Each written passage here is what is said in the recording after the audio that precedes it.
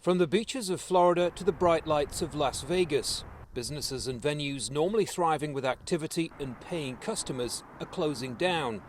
Almost no business is exempt from the effects of the coronavirus as people increasingly self-isolate.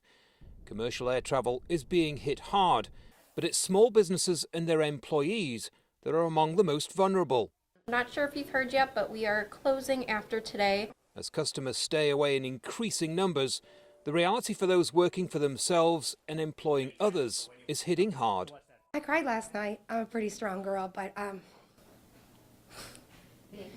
it's sad.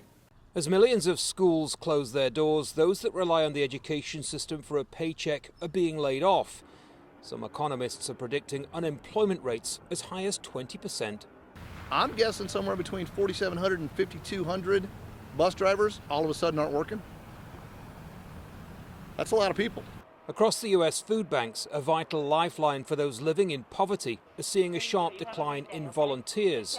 Donations, too, are drying up. And there has been actually less food as people have been hoarding.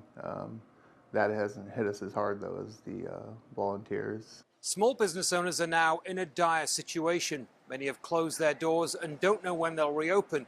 Others have laid staff off for an undetermined amount of time. And all are now looking to the federal government for help and aid.